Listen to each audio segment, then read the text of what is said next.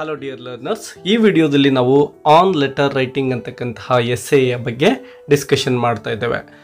ನಿಮಗೆಲ್ಲ ಗೊತ್ತಿರ್ಬೋದು, ಈ ಒಂದು ಎಸ್ಸೆಯನ್ನು ಬರೆದಿರ್ತಕ್ಕಂಥವರು ಆಲ್ಫ್ರೆಡ್ ಜಾರ್ಜ್ ಗಾರ್ಡಿನರ್ ಅವರು.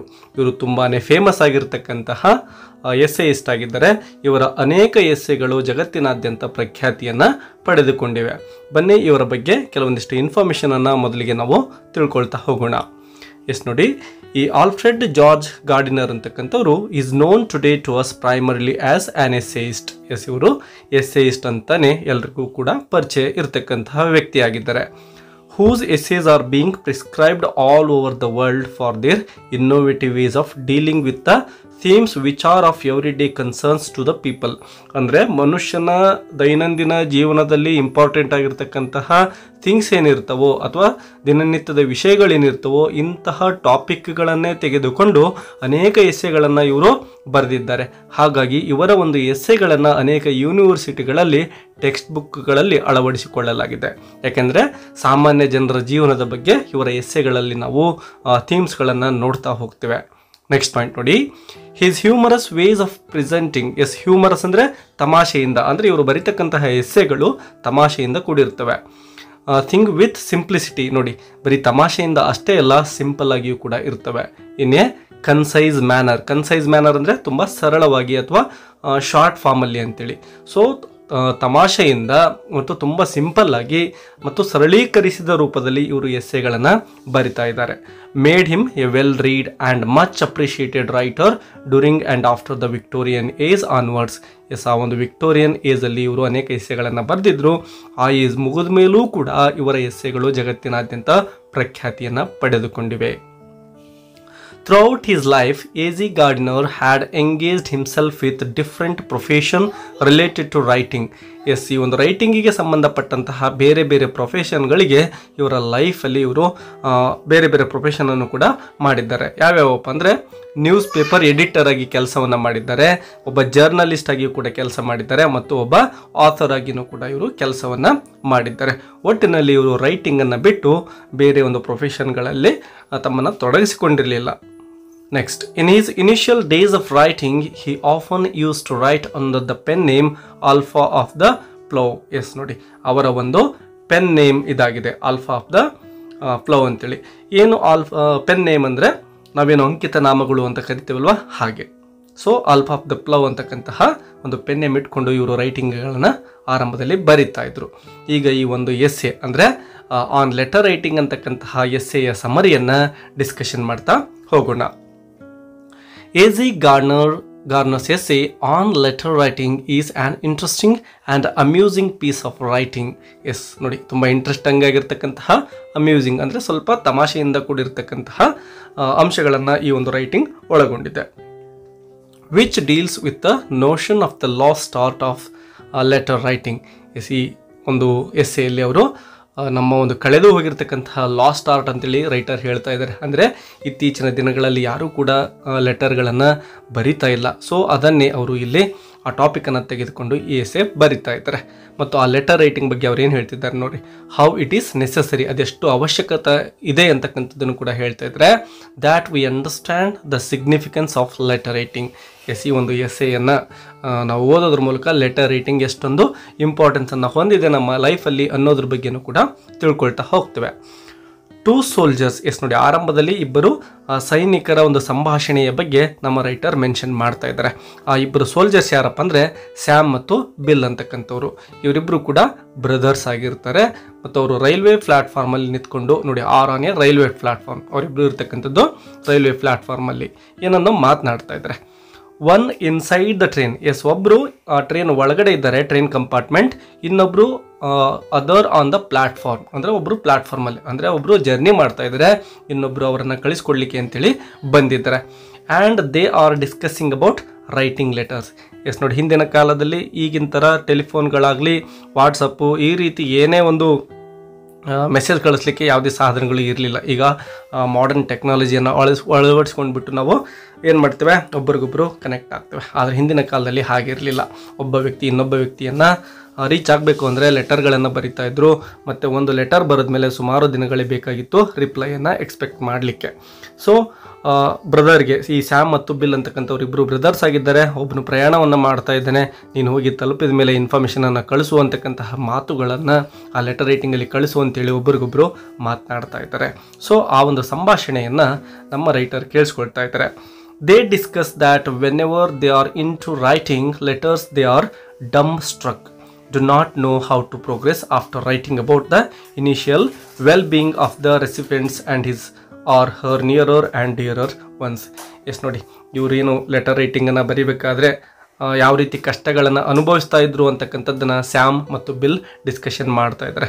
ಅದರಲ್ಲಿ ಒಬ್ಬ ಹೇಳ್ತಾನೆ, ನಾನು ಲೆಟರ್ನ ಬರಿಬೇಕಂದ್ರೆ ಆರಂಭ ಏನೋ ಸ್ಟಾರ್ಟ್ ಮಾಡಿಬಿಡ್ಬೋದು, ಆರಂಭಿಸ್ತೇನೆ. ಆದರೆ ಮುಂದೆ ಬರಿತಾ ಹೋದಂತೆ ಸರಿಯಾಗಿ ಬರೀಲಿಕ್ಕೆ ಆಗೋದಿಲ್ಲ. ಏನು ಬರೀಬೇಕು, ಎಂತಹ ವಿಷಯಗಳನ್ನು ಸೇರಿಸ್ಬೇಕು ಅನ್ನೋದ್ರ ಬಗ್ಗೆ ಡಮ್ ಸ್ಟ್ರಕ್ ಅಂದರೆ ಏನು ಮಾಡಬೇಕು ಅಂತಲೇ ತೋರಿಸ್ತೇನೆ. ಆ ಲೆಟರನ್ನು ಅರ್ಧಕ್ಕೆ ನಿಲ್ಲಿಸ್ಬಿಟ್ಟು ಹಾಗೆಯೇ ಥಿಂಕ್ ಮಾಡ್ತಾ ಕೂತ್ಕೊಳ್ತಕ್ಕಂಥದ್ದನ್ನು ಅವರಿಬ್ಬರು ಡಿಸ್ಕಷನ್ ಮಾಡ್ತಾ ಇದ್ದಾರೆ. ಅಂದರೆ ಅದು ಡಿಫಿಕಲ್ಟ್ ಆಗಿರ್ತಕ್ಕಂತಹ ಟಾಸ್ಕ್ ಅವರಿಗೆ ಆಗ್ತಾ ಇದೆ. A.Z. Gardiner is of the opinion that there are great many letter writing happening in the present times. Yes, ಈಗ ಅನೇಕ ವ್ಯಕ್ತಿಗಳು ಲೆಟರ್ ರೈಟಿಂಗನ್ನು ಮಾಡ್ತಾ ಇರ್ಬೋದು, ಅಂದರೆ ಬೇರೆ ಬೇರೆಯವರಿಗೆ ಲೆಟರ್ಗಳನ್ನು ಬರಿತಾ ಇರ್ಬೋದು. But when it comes to people like Sam and Bill, they find themselves paralysed as they want to write their first letter. Yes, ಈ ಒಂದು ಸ್ಯಾಮ್ ಮತ್ತು ಬಿಲ್ ಅಂತಕ್ಕಂಥವ್ರು ಕೇವಲ ಎಕ್ಸಾಂಪಲ್ ಆಗಿದ್ದಾರೆ. ಇವ್ರ ಥರನೇ ಜಗತ್ತಲ್ಲಿ ಅನೇಕ ವ್ಯಕ್ತಿಗಳು ತಮ್ಮ ಒಂದು ಫಸ್ಟ್ ಲೆಟರನ್ನು ಬರಿಬೇಕಾದ್ರೆ ತುಂಬ ತೊಂದರೆಯನ್ನು ಅನುಭವಿಸ್ತಾರೆ ಅಂತಕ್ಕಂಥದ್ದನ್ನು ಈ ಪಾಯಿಂಟಲ್ಲಿ ನಾವು ನೋಡ್ತೇವೆ. In other words, they have no gift of self expression. Yes ನೋಡಿ, ಲೆಟರ್ ರೈಟಿಂಗ್ ಬರೆಯೋದು ಒಂದು ಕಲೆ ಆಗಿದೆ. ನಮ್ಮ ತಲೆಯಲ್ಲಿರ್ತಕ್ಕಂತಹ ವಿಚಾರಗಳನ್ನು ಲೆಟರಲ್ಲಿ ಬರೀಬೇಕು ಅಂದರೆ ಅಷ್ಟೊಂದು ಸುಲಭ ಆಗಿರೋದಿಲ್ಲ. ಸೊ ಅದೊಂದು ಗಿಫ್ಟ್ ಅಂತೇಳಿ ಹೇಳ್ತಾ ಇದ್ದಾರೆ. It is not only true for Sam and Bill, but thousands and thousands of young men who cannot write letters. Yes, ಈ ಒಂದು ಸ್ಯಾಮ್ ಮತ್ತು ಬಿಲ್ ಅಷ್ಟೇ ಅಲ್ಲ, ಜಗತ್ತಲ್ಲಿ ಸಾವಿರಾರು ಯಂಗ್ ಮೆನ್ ಮತ್ತು ವುಮೆನ್ಗಳಿಗೂ ಕೂಡ ಈ ಒಂದು ಲೆಟರ್ ರೈಟಿಂಗ್ ಬರೆಯೋದು ತುಂಬಾ ಕಷ್ಟ ಅಂತಕ್ಕಂಥದ್ದನ್ನು ರೈಟರ್ ಇಲ್ಲಿ ಮೆನ್ಷನ್ ಮಾಡ್ತಾ ಇದ್ದಾರೆ. The author said, letter writing is no doubt a lost art. Yes, ತುಂಬ ಅದ್ಭುತವಾಗಿರ್ತಕ್ಕಂಥ ಒಂದು ಕೊಟೇಶನನ್ನು ಇವರು ಕೊಟ್ಟಿದ್ದಾರೆ. ಇದು ಕಳೆದು ಹೋಗಿರ್ತಕ್ಕಂತಹ ಒಂದು ಕಲೆ ಆಗಿದೆ ಅಂತೇಳಿ ಹೇಳ್ತಾ ಇದ್ದಾರೆ. He gives 2 reasons for the same. ಈ ಲೆಟರ್ ರೈಟಿಂಗ್ ಒಂದು ಲಾಸ್ಟ್ ಆರ್ಟ್ ಆಗಲಿಕ್ಕೆ ಕಾರಣ ಏನು ಅಂತೇಳಿ 2 ರೀಸನ್ಗಳನ್ನು ಅವರು ಇಲ್ಲಿ ಕೊಡ್ತಾ ಇದ್ದಾರೆ. ಮೊದಲನೇ ರೀಸನ್ ಯಾವುದಪ್ಪ ಅಂದರೆ ದ ಪೆನ್ನಿ ಪೋಸ್ಟ್, ಮತ್ತು ಇನ್ನೊಂದು ದ ಮಾಡರ್ನ್ ಹರ್ಡಿ. ಈ 2 ಅಂಶಗಳು ಈ ಒಂದು ಲೆಟರ್ ರೈಟಿಂಗ್ ಅವನತಿ ಹೊಂದಲಿಕ್ಕೆ ಕಾರಣ ಆಗಿದ್ದಾವೆ. ಅದರ ಜೊತೆಗೆ ನಾವು ಈ ಒಂದು ಎಸೆಯಲ್ಲಿ ಸೇರಿಸೋದಾದರೆ ಇತ್ತೀಚಿನ ದಿನಗಳಲ್ಲಿ ಟೆಕ್ನಾಲಜಿ ಬಂದುಬಿಟ್ಟು ವಾಟ್ಸಪ್ಪು, ಇಮೇಲು, ಟೆಲಿಗ್ರಾಮ್ ಈ ರೀತಿ ಬಂದುಬಿಟ್ಟು ಲೆಟರ್ ರೈಟಿಂಗ್ ಮಾತ್ರ ಈಗ ಕಳೆದೇ ಹೋಗಿಬಿಟ್ಟಿದೆ ಅಂತಲೇ ಹೇಳ್ಬೋದು. ನೆಕ್ಸ್ಟ್ ಪಾಯಿಂಟ್, ಗಾರ್ಡನ್ ಅವರ ಪ್ರಕಾರ ಏನಿದೆ ನೋಡ್ತಾ ಹೋಗೋಣ. A.Z. Gardiner says, when Madame de Sévigné, Cowper, Horace Walpole, Byron, Lamb and Carlyle. Yes, ಈ ಎಲ್ಲ ವ್ಯಕ್ತಿಗಳು ಲೆಟರ್ ರೈಟಿಂಗಲ್ಲಿ ತುಂಬಾ ಫೇಮಸ್ ಆಗಿರ್ತಕ್ಕಂಥವ್ರು. ಅಂದರೆ ಇವರ ಲೆಟರ್ಗಳು ಆಗಿನ ಕಾಲದಲ್ಲಿ ಪ್ರಖ್ಯಾತಿಯನ್ನು ಪಡೆದುಕೊಂಡಿದ್ವು. Wrote their immortal letters. ಅವರು ಬರೆದಿರ್ತಕ್ಕಂತಹ ಲೆಟರ್ಸ್ಗಳು ಇಮ್ಮಾರ್ಟಲ್, ಅಂದರೆ ಅವುಗಳಿಗೆ ಕೊನೆ ಅಂತಕ್ಕಂಥದ್ದೇ ಇಲ್ಲ. ಅಷ್ಟೊಂದು ಅದ್ಭುತವಾಗಿ ಇವರು ಲೆಟರ್ಗಳನ್ನು ಬರಿತಾ ಇದ್ರು. ಅವರನ್ನು ಇಲ್ಲಿ ನಮ್ಮ ರೈಟರ್ ತೆಗೆದುಕೊಳ್ತಾ ಇದ್ದಾರೆ. The world was a leisurely place where there was time to indulge in the luxury of writing to your friends. ಆಗಿನ ಕಾಲದಲ್ಲಿ ಸ್ನೇಹಿತರಿಗೆ ಅಥವಾ ಸಂಬಂಧಿಗಳಿಗೆ ಲೆಟರನ್ನು ಬರೀಬೇಕು ಅಂದರೆ ಬಹಳಷ್ಟು ಯೋಚನೆ ಮಾಡಿ ನಿಧಾನಕ್ಕೆ ಸಾಕಷ್ಟು ಟೈಮನ್ನು ತೆಗೆದುಕೊಂಡು ಲೆಟರ್ಗಳನ್ನು ಬರಿತಾ ಇದ್ರು. ಟೈಮನ್ನು ತುಂಬಾ ಡೆಡಿಕೇಟ್ ಮಾಡ್ತಾಯಿದ್ರು. Moreover, the cost of posting a letter was very high, which made people take it as a serious affair. ಮತ್ತೊಂದು ಅಂಶ ನಾವು ಇಲ್ಲಿ ಗಮನಿಸಬೇಕು. ಆಗಿನ ಕಾಲದಲ್ಲಿ ಒಂದು ಲೆಟರನ್ನು ಬರೆದು ಕಳಿಸ್ಬೇಕಪ್ಪ ಅಂದರೆ ಈಗಿನ ಥರ ತುಂಬ ಕಡಿಮೆ ಬೆಲೆ ಆಗಿರಲಿಲ್ಲ. ತುಂಬಾ ಕಷ್ಟಪಡಬೇಕಾಗಿತ್ತು ಮತ್ತು ತುಂಬ ಅಮೌಂಟನ್ನು ಅದಕ್ಕೆ ಪೇ ಮಾಡಬೇಕಾಗಿತ್ತು. The poor could not afford to write letters. Yes, ಬಡವರು ಲೆಟರ್ಗಳನ್ನು ಬರೀಲಿಕ್ಕೆ ಆಗಿನ ಕಾಲದಲ್ಲಿ ಸಾಧ್ಯ ಆಗ್ತಾ ಇರಲಿಲ್ಲ. ಅಷ್ಟೊಂದು ಕಾಸ್ಟ್ಲಿ ಈ ಒಂದು ಲೆಟರ್ ರೈಟಿಂಗ್ ಆಗಿತ್ತು. As one can now post a letter for penny ಅಂತಕ್ಕಂಥದ್ದು ತುಂಬ ಸಣ್ಣ ಅಮೌಂಟ್, ನಾವೇನು ಪೈಸಾ ಅಂತ ಕರಿತೀವಲ್ವ ಹಾಗೆ. To anywhere across the world, very few people take letter writing seriously. Yes, ಇದಕ್ಕೆ ದುಡ್ಡನ್ನು ಜಾಸ್ತಿ ಖರ್ಚು ಮಾಡೋದಿಲ್ಲ, ಕೇವಲ ಪೈಸೆ ಲೆಕ್ಕದಲ್ಲಿ ನಾವು ಖರ್ಚು ಮಾಡ್ತೇವೆ. ಹಾಗಾಗಿ ಅನೇಕ ಜನಗಳು ಇದನ್ನು ಅಂದರೆ ಲೆಟರ್ ರೈಟಿಂಗನ್ನು ತುಂಬ ಸೀರಿಯಸ್ ಆಗಿ ತೆಗೆದುಕೊಳ್ಳೋದಿಲ್ಲ ಅಂತೇಳಿ ರೈಟರ್ ಹೇಳ್ತಾ ಇದ್ದಾರೆ. Therefore, Carlyle once jokingly said, I shall send a penny letter next time. Yes, ಇಲ್ಲಿ ಕಾರ್ಲೈಲ್ ಅವರ ಒಂದು ಕೋಟನ್ನು ಅಥವಾ ಒಂದು ಮಾತನ್ನು ಕೂಡ ಅವರು ನೆನಪು ಮಾಡ್ಕೊಳ್ತಾ ಇದ್ದಾರೆ, ತಮಾಷೆ ಮಾಡ್ತಾ. ಈ ಒಂದು ಕಾರ್ಲೈಲ್ ಅವರು ಒಂದ್ಸಲ ಏನು ಹೇಳಿರ್ತಾರೆ, I shall send a penny letter, ಅಂದರೆ ನಾನು ಬಿಡಿಗಾಸಿನ ಒಂದು ಲೆಟರನ್ನು ನಿನಗೆ ಕಳಿಸ್ಕೊಡ್ತೇನೆ ಅಂತೇಳಿ ತಮಾಷೆಯಿಂದ ಹೇಳಿರ್ತಕ್ಕಂತಹ ಮಾತು ಇದಾಗಿದೆ. Moreover, the author mentions that with the arrival of the telegraph, the telephone and the typewriter, the destruction of the art of letter writing has reached its zenith. Yes, ನೋಡಿ, ಈ ಒಂದು ಲೆಟರ್ ರೈಟಿಂಗ್ ಅವನತಿ ಹೊಂದಲಿಕ್ಕೆ ಯಾವೆಲ್ಲ ಅಂಶಗಳು ಕಾರಣೀಭೂತ ಆಗಿದ್ದಾವೆ ಅನ್ನೋದನ್ನು ಇಲ್ಲಿ ರೈಟರ್ ಹೇಳ್ತಾ ಇದ್ದಾರೆ. ಮೊದಲನೇದಾಗಿ ಅವ್ರು ಹೇಳ್ತಾ ಇದ್ದಾರೆ, ಟೆಲಿಗ್ರಾಫ್ ಇರ್ಬೋದು, ದ ಟೆಲಿಫೋನ್ ಇರ್ಬೋದು ಮತ್ತು ಟೈಪ್ ರೈಟರ್ ಇರ್ಬೋದು, ಇವೆಲ್ಲವೂ ಕೂಡ ಡಿಸ್ಟ್ರಕ್ಷನ್ ಅಂದರೆ ನಾಶ ಆಗೋದು ಅಂತೇಳಿ, ಇವೆಲ್ಲವೂ ಕೂಡ ಲೆಟರ್ ರೈಟಿಂಗ್ ಅಂತಕ್ಕಂಥ ಒಂದು ಆರ್ಟನ್ನು ನಾಶ ಮಾಡಲಿಕ್ಕೆ ಕಾರಣ ಆಗಿದ್ದಾವೆ. ರೀಚ್ಡ್ ಇಟ್ಸ್ ಜೆನಿತ್ ಅಂತ ಇದೆ ನೋಡಿ.